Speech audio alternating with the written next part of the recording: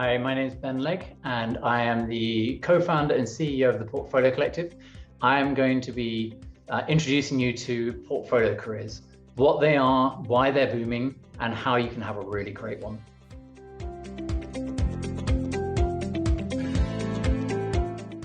So first of all, what do we mean by a portfolio professional? The clue is in the title. Portfolio basically means you have multiple sources of income as opposed to just one day job. And professional means you have advanced skills and therefore can earn significantly more than minimum wage or average wage, etc. This is basically the top end of the gig economy. And at the Portfolio Collective, we work with thousands of portfolio professionals, helping them launch and sustain successful portfolio careers. And we're always trying to codify what we've learned and help others do the same thing. So first of all, people have different types of portfolio careers, and that's okay. We've broken them into 4 types of portfolio career. The first one is a side hustle. It's often people's first step into a portfolio career. So this is when you still have the day job, but you have a side hustle generating additional income. So this is not a hobby. If something doesn't pay, it's not a portfolio career or a side hustle, it's a hobby. But as it starts paying, you start learning all sorts of skills useful for a portfolio career, like how to explain your products or services, how much to charge, how to bill, how to do your taxes, maybe build a website to do something different on social media, etc. So this is step 1. So for some people, it's their only portfolio career. Others, it's a stepping stone to a deeper one. Another type of portfolio career is a freelancer. This is where you are not on anyone's permanent payroll, but typically you work with companies, occasionally individuals, as outsourced labor. So an organization will define some work that needs to happen. They approach you or you approach them, you agree on a price and a deliverable, and you do the work. Can be very well paid, can be a very nice life. One thing to remember as a freelancer, though, is typically the client defines the end product and owns any intellectual property or end product that goes with it. So you're definitely you're selling your time as opposed to monetizing your skills in other ways as well. The third type of portfolio career is a multi-hyphenate. This is when people say, I want to have multiple ways of making money and they're not related and I don't care. Absolutely valid.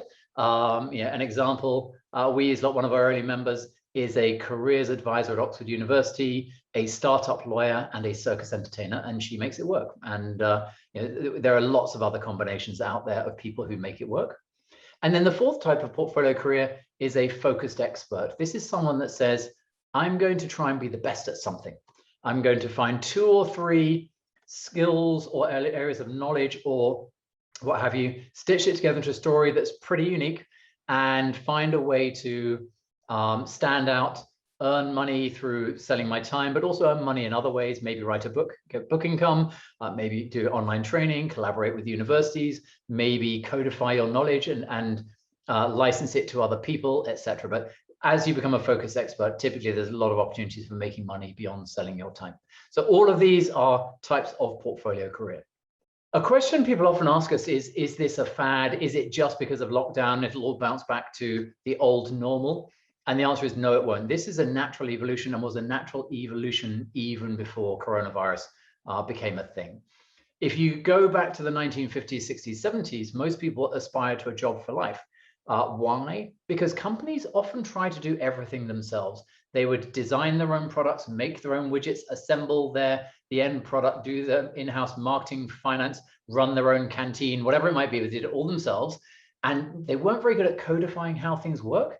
So the best way to get ahead was have great insider knowledge, networks, trust, etc. And if you were ambitious, typically you try and get on a good graduate trainee program and work your way through the ranks of one organization. Then from kind of about the 80s onwards, companies started saying, do you know what, we don't need to do everything ourselves. We can outsource things. There was a lot more morphing and rearranging of what companies do, therefore a lot more companies. On top of that, you had things like business schools came along offering MBAs, consultants came along offering a different career track. Then the internet came along, made it easier for talent to find companies and companies to find talent. And what you had is people realizing they didn't need to stay at one place for their whole career. In fact, it was typically better to move on a few times. And so you have people typically doing jobs for 3 to 5 years before moving on. And what we've got going forward is a massive phenomenon called work as a service, whereby, yes, there'll still be some full-time employees, but there'll be a smaller and smaller part of the workforce because going forward, companies will very often think, I've got a piece of work here. I don't need to hire someone to pay them 40 hours a week for multiple years. I actually just need to pay someone to do the work. And that's, if you like, work as a service. It's already happening now for simple tasks like driving, delivery, logo design, running a training course, but it's increasingly moving to the more complex parts of work. And just to show that this is not a phenomenon caused by coronavirus, before lockdown ever happened, the OECD forecast that by 2030, half of all professionals would have portfolio careers. Now, what are we trying to achieve with a portfolio career? Simplistically, we like to say we're trying to find our ikigai, trying to find that crossroads of doing what you love, what you're good at, what you can get paid for, and what the world needs. And if you can do that, then you'll have an amazing career. Now, obviously, that's a moving target because what you love, what you're good at, what you can be paid for, and what the world needs keep changing. So you will need to evolve, but that's evolution, as it were. But ultimately, keep coming back to trying to find that happy crossroads. And final thought before I talk about what it takes to launch a portfolio career is this is accelerating. So just like so many other trends that were going to happen anyway, things have been brought forward by a few years by lockdown. So the data you see on this slide is new company formations in the US. Other countries show similar trends. In gray, you have new company formations of companies likely to hire others.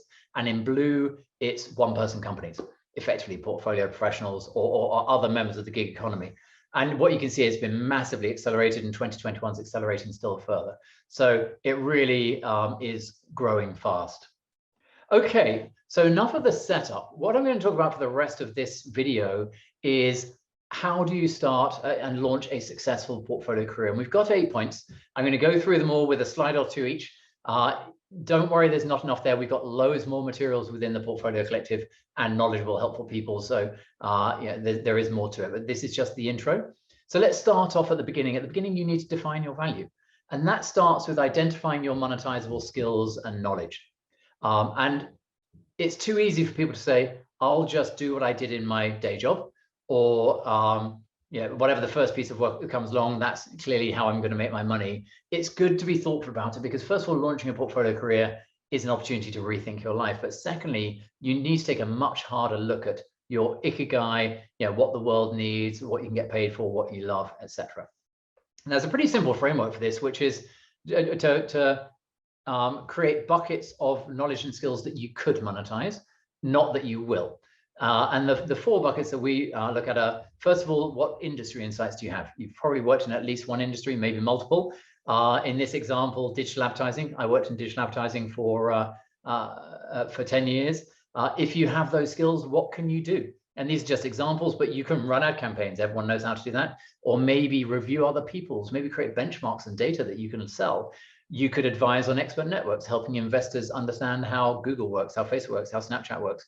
Maybe you can buy and sell products online. A friend of mine who used to work in digital advertising buys products in China on Alibaba, sells them on eBay in the UK, and triples his money with every sale. Obviously, you need a new skill set around picking and choosing the right products and knowing how to market them, but it's a natural extension. Then beyond industry insights, there's functional expertise. We've all worked in at least one function. Here we've got the example of an architect. I'm not one, but we have plenty in our community. And during lockdown, a lot of them had to reinvent themselves because there wasn't a need for designing shopping malls anymore and things like that. So we've got some designing, really reinventing themselves, designing, say, home offices, treehouse offices, garden offices, others converting offices into apartments, others converting pubs into restaurants. So all sorts of opportunities there. And all of them can be done by a one-person company. Then there's kind of core skills, the things that go across industries and functions. Here we have an example of project management, but it could be speech making, it could be writing. But if you take the project management example, can you pick a certain type of project like a product launch or a pilot? And with that, become world-class at it. You could design and run surveys. After all, a survey is a project. You can run weddings. Or maybe you work with startups after a fundraise, becoming better at project management. Most startups, when they raise money, suddenly realize they need to be much better at it. And then there's kind of other assets that might not be necessarily knowledge or skills. So do you have a social media following? Do you have a decent network? Do you have a certain level of security clearance or a license that's hard to get? Here we've picked the example of network. Can you consult for your old organization? Can you collaborate with former colleagues? Are there certain social events you can get into that might lead to work? Then you need to think about specializing. Now, there are no hard and fast rules for portfolio careers because the reality is everyone wants to be different. Therefore, there's a lot of experimentation. So what I'm sharing with you now is what we've learned typically works for most people. And we're certainly seeing that most people like to tell a pretty unique story. Why? Because number one, it's easier to be found and stand out from the crowd. And two, you can typically charge more for more specialist skills. So don't say I'm a lawyer, say I'm a drone lawyer, or I'm an intellectual property lawyer, I'm a startup lawyer, I'm a green tech lawyer. Don't say I'm a marketing manager, say I'm a focus group specialist, or I'm a marketing analytics guru. Don't say I'm a copywriter, say I'm a ghostwriter for business books, or I write Wikipedia pages for companies, etc. By the way, it doesn't mean you can't do the general stuff, but you need to stand out to get your foot in the door. Very often you'll be asked to do other things once you're in. You also need to polish your LinkedIn. Do you have to? No. Some of our members are Instagram influencers. They don't care about LinkedIn, but most people do. Why? Because when people are thinking of working with you, they will check you out, and LinkedIn's a place where people feel comfortable checking you out and checking your background, your connections, etc. So you need a good profile. Here are some examples of good and bad, or of one of each. So on the left, we have this lady who tried to sell me something on LinkedIn. I never found out what it was because I checked her profile and thought I'm not going to respond. Why? Because she had the generic LinkedIn banner. Not cool. She doesn't care about branding. She had this very weird photo that maybe belongs on a shy person dating app, but not on LinkedIn. Only 2 mutual connections. She had no references from anyone. So really a weak profile, not a serious person. This guy on the right, Kyle, he asked me if I would invest in his company.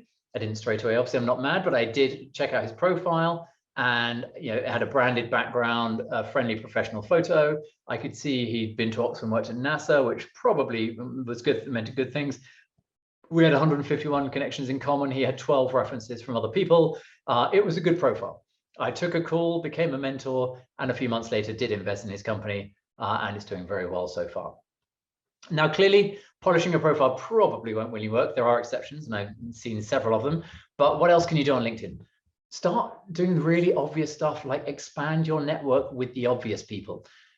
Connect with everyone you went to school with, everyone you went to university with, everyone you've worked with, everyone you've sold to or been sold to by, people you've met at conferences, your neighbors, your friends, your family. That will give you a few hundred people in your network who are, support you and care about what you have to do or say. And if they think of an opportunity that'd be suitable to you, they'll recommend you. That's a good start. Then maybe connect with new people, people who are potential clients, people you'd like to collaborate with, people you admire, people who write interesting articles. Then maybe write some interesting posts. Now, before you get nervous, I'm not talking about articles. An article is where you need to have an original thought and take a few hours to write that article, and then cross your fingers that other people care. If you can, well done, please do it. But a post is where you find something else really interesting from the internet, post it on LinkedIn, add a sentence or two and some hashtags, and let people read it, connect with it, etc. You've brought something useful to people. You've helped define what you stand for. You can also tag it to your profile page, which means you stand out well. And also then just join in other conversations. Comment on other people's stuff, comment on comments, connect with the people you chat with, because they're probably going to be interesting and useful in your life. But you get where I'm coming from here. It's a great foundation. You also need to brand yourself. Now, when a lot of people think about branding themselves, they think about logo, font, color size. That stuff does matter. But way more important in a portfolio career is your story. So what's your backstory? What are your passions? What gets you out of bed in the morning? What's your why? How do you add value to society? How will you help your clients? And then how do you back that up? Do you back it up with qualifications, awards, happy clients, ratings and reviews, your TED talk, an article you wrote, maybe a presentation you uploaded, or whatever it might be, but you really need to tell a compelling story that stands out. Once you've worked that out, it's a great thing to add a logo, font, color scheme, etc. But without the story, there's no point in doing the polish, as it were. Okay, so that's defining your value. That's very much looking inwards, thinking about who you are, what could your ikigai look like, and working out how you're going to add value to society and have an amazing career. Now you're starting to look outside and say, how am I going to tell this story? What am I going to do? Now, there's a few practical things you need to do early on, like decide, am I going to trade as myself or as a company? Because as a company, there is a bit more work, but also a few more advantages. And what I can say is, although you can start as an individual, most of our members end up forming a company. Why? Really for three reasons. One is if you do want to borrow money, you borrow money against the company goes bust, the debt goes with the company. If you borrow as an individual, the debt stays with you. Two is as a company, you can hire other people, which you might need to do if you're expanding or get overworked. And three, and probably most important, as a company, you can typically expense more, which means you pay less tax. So, but anyway, make that decision. Then if you do form a company, you need a company name. It could be really basic like Ben Legg Limited, but most people go for a company name that's aligned with their story. You probably need a company bank account. You don't have to by law, but it's so much easier to separate your finances, personal versus work. If you are setting up a company bank account and you want to know the best one to use, there's an article on our site that helps you pick one. You then need a budget. You might think that sounds odd. Certainly in a person, when I had a full-time job, I didn't have a personal budget. I just knew how much I would earn every month after tax, and I kept my expenses below that, and life just kind of worked. As a portfolio professional, your revenue is more lumpy, and depending on what you do as a profession, your costs could be more lumpy too. So what I do personally, it's not very sophisticated, but it works. I have a Google sheet with a column per month rolling out about 6 months and a row per opportunity.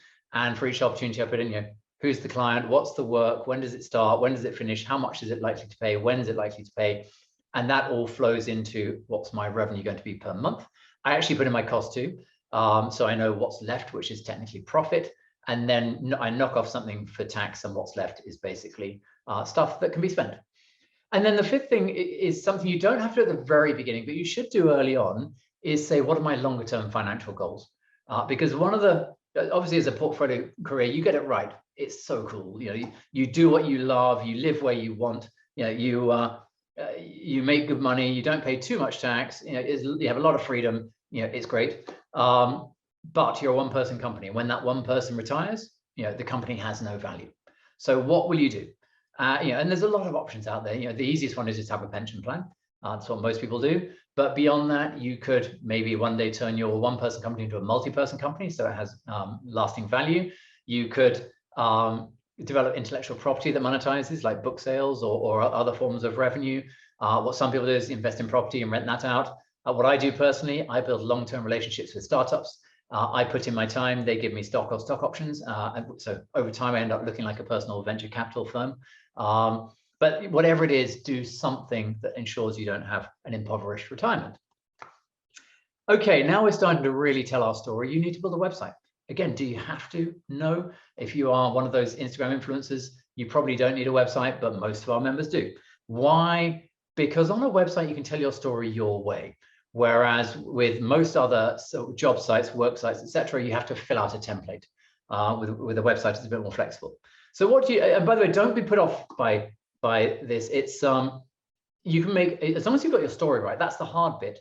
Making a decent one-page website can take 3 or 4 hours max. So it really is easy. So if you've never done it before, it doesn't matter, do it. Do it anyway. It's really straightforward, or at least give it a try and then ask a friend and they'll help. So what do you need to do? First of all, plan your website features. Is it 1 page or 5 pages? Are you going to have a video? Yes or no? Allow people to book a meeting? Yes or no? Take payments? Yes or no? They're all plugins, so they're straightforward decisions. You need to decide which platform to use. Most of our members use Wix or Squarespace, but there are others. So if in doubt, there's another article on our site that helps you choose a platform. You need to buy a domain name from, say, GoDaddy or cheapurls.com. Way more fun now than it used to be. Used to be you could only get .com, .net, .org, maybe .co.uk, .fr. These days you can get .club, .house, .abc, .xyz, .ai, .io. A popular one with our members is .vet, because we've got a lot of vets in our community. So all sorts of interesting domain names. You probably want a work email address linked to your domain name. You don't have to. You then need to write copy for your website. Do not copy and paste it from someone else's website. If Google thinks you did that, you'll never appear. And finally, and my top tip on this slide is create a Google My Business listing. What is it? Literally go to Google and search for Google My Business listing and fill out a form telling Google what you do. This is what I do. These are my products and services. This is my URL. Here's my logo. Here are some images. Here is my address. This is the geography I cover. These are my opening hours, whatever it might be. You do that. And then Google knows precisely what you do, so they've got no excuse for not finding your website or missing it. You can even get ratings and reviews. If you don't know anyone, don't have a customer yet, ask your mum. It'll be 5 stars. But basically, get that listing. What Google will then do is send you a postcard with a code on it. You enter the code, and then Google knows your website wasn't created by a bot. It was created by a human, and then they will happily show you to whoever is relevant. Then you need to launch your marketing. Now, just like building a website, don't be intimidated. You do not need a degree in marketing to do basic marketing as a portfolio professional. Some of the questions are, who are your potential clients? What's their job type? What's their industry? Are your clients, individuals or companies? What kind of work do they outsource and why? If they outsource, let's say, spreadsheet training, and you're a spreadsheet trainer, why do they do that? Is it because they're just a small organization and can't afford a spreadsheet trainer? Is it because they are migrating from Excel to Airtable or Google Sheets? Do they want to learn from the e-commerce industry because they feel they're a bit backward? But get under the hood a bit. What platforms do they use to find talent? Obviously, Google and LinkedIn are the top 2, but there are others, and I'll go through them in a moment. What words and phrases do they use in searches? Do they search for spreadsheet trainer or Airtable specialist or analytics guru? Knowing the volume of those phrases and what they mean by them helps you work out which phrases you want to appear on, and then adjust your content accordingly. How can you impress them? Obviously, we talked about some of that on LinkedIn. Impress them with ratings, referrals, prizes, awards, TED Talks, articles, etc. Or maybe impress them with a really thoughtful response to a proposal or set of ideas that they say, I want that. And what would frustrate them? Clearly, everyone's frustrated by lateness, lack of enthusiasm, and spelling mistakes, but obviously other people have their pet peeves as well, and try not to do it. Okay, so those first 6 steps are the foundation of an amazing portfolio career. I can very confidently say if you do those thoroughly and maybe iterate a couple of times till you get it there, you will have a great portfolio career. It might take 3 weeks, it might take 6 months. There is some variability based on a mixture of how hard you work, how distinctive your story is, and a bit of luck, but you will get there. But some people come to us and say, I need money now, what do I do? And landing that first paid project, if you're in a hurry, one of the good things to do is go to one of those part-time work platforms. So here's a sample. There are actually about 100 part-time work platforms out there. So there's way more than this. This is just to give you a flavor of the kind of platforms out there. I'll start with Upwork over here because that's the biggest. Upwork, I've used it a lot to outsource work like making videos, writing articles, making logos, analytical work, market research, etc. Our CTO uses it to find specialist engineers. Some people use it to find assistants, etc. Lots of work there. If it sounds interesting to you, give it a try. Fiverr is similar to Upwork, but just for creative stuff. The U over here is Udemy. That is a training company. You upload training courses. Every time someone watches them, you get paid. Scoodle over here is a tutoring platform. Tutoring is massive. It's a $200 billion a year industry growing at 20% a year. So if you think you can tutor people in English, maths, how to get pass a job interview, music, whatever it might be, definitely think about tutoring. Goodstead is an interesting one. You probably won't get paid. It's primarily a platform for helping volunteers support charities, but you will build your network and build your skills. Over here, we have Newroll. That's a great site for NED board roles, but it is hyper competitive. It's a good way, though, to think through, am I suitable for an NED board role? And what does it take to succeed? This site here, Work in Startups, is a horrible, ugly site, but with loads of work, anything from interns up to C-level roles at startups. Probably half of it part-time, so definitely worth a look. The Portfolio Collective, our own site, we have loads of work coming from typically well-funded startups, a lot of C-level roles, consulting roles, non-executive board roles, mentors, coaches, advisors, one for another, experts for hire, people that run offsites, etc. What else? Well, zoom on. GLG is one of the expert networks. So, and there's a few others too. They basically, their clients are typically investors in public companies who want to understand how industries work. And then they will find industry experts who help educate those investors and get paid for privilege. I'm actually signed up to GLG, and I'm kind of one of their experts on digital marketing, future of e-commerce, etc.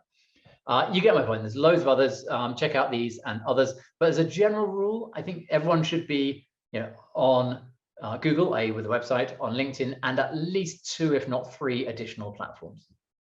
You also need to manage your finances. Now, we all like the idea of making money, but managing finances can seem a little dull. My dad was an accountant. I wish I'd listened more as a kid, but by the time I said I'm off to join the army, what do I need to know about finances? And I regretted that later. But anyway, there are a lot of important questions to answer with managing finances, like how do I pay myself? Might sound obvious, but there are actually many ways. In particular, do you pay yourself a salary or dividends? And can you pay family members, or is that against the law? Obviously, it varies by country. What I can say is most of our members end up paying themselves a small salary to take advantage of any tax allowances, and then typically pay the rest in dividends. What can I expense? How am I going to manage invoices and receipts? All that admin stuff. Really important. If you expense too much, you're breaking the law. If you don't expense enough, you're paying too much tax. Managing invoices. Just because you send an invoice to a client, it doesn't mean they will pay. They might forget to pay. They might refuse to pay. They might just pay really, really late. So you need to have a process for managing them. And receipts. How will you manage receipts so when it's tax return time, you don't suddenly have a big bag of paper? What I do personally, I use an app called Dext, where if I get a paper receipt, I take a photo, categorize it, upload it. If I get an email receipt, I forward it and categorize it. So really straightforward. Should I register for VAT or local sales tax wherever you live? Maybe yes, it depends on the amount you earn for VAT. In particular, at the moment, it's about if you have UK revenue of over £85,000 a year, you have to. If not, you don't, and most people don't. In other countries, it's other amounts. Should I hire an accountant? Most of our members start off thinking, no, thanks, I'll save some money, and most of them end up with an accountant. Why? I'd say 2 reasons. One is you can typically get an accountant for less than you would think. For between $50 and $250 a month, you'll find an accountant who'll get you set up, help you pick the right software, help you make key decisions around home offices and other things like that. Make sure your tax returns are filed on time without trouble, etc. The second reason that a lot of people end up hiring an accountant over time is typically a good accountant can save more than their fees in reducing your tax bill. So it's kind of free advice. And finally, how and when do I pay taxes? You don't want to be stung by a tax bill that you didn't anticipate. So make sure that you're setting aside enough money to pay taxes at the appropriate time. So there you have it. With those 8 steps, you will have an amazing portfolio career. I realize this is really fast. If you need to know more, we've got loads more content on the Portfolio Collective with deep dives into all of these and a lot more. So do check it out. The one final thing I'll add is we get a lot of people come to us saying, I think I want a portfolio career, but my husband, wife, significant other, parents think I'm mad and it's too risky. I fundamentally disagree. Why is that? So first of all, I think if you just have one full-time job, as the pandemic has shown us, it's very high risk. And not just because of the pandemic, but because in 10 years' time, there'll only be half as many full-time jobs as there are now. So if you have a full-time job and no side hustle and you lose it, you might never get a full-time job again, and you're not ready for the real world of portfolio careers. I would absolutely agree with your family. If you have undifferentiated skills, and you have a portfolio career, you're in essence joining the bottom end of the gig economy.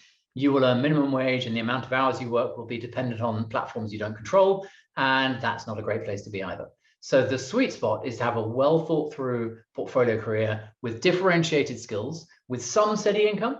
Could be part-time job, a board job, maybe a full-time but not completely full-time job. Could be just a client that keeps recurring revenue, and then filling in the gaps with interesting work and continuing to evolve and find your ikigai. It's definitely the sweet spot. So if you need to know a bit more about portfolio careers, please do check out portfoliocollective.com. You'll find insights, articles, podcasts, events, training courses, a fantastic community, work opportunities, and a lot more. So we'd love to see you there.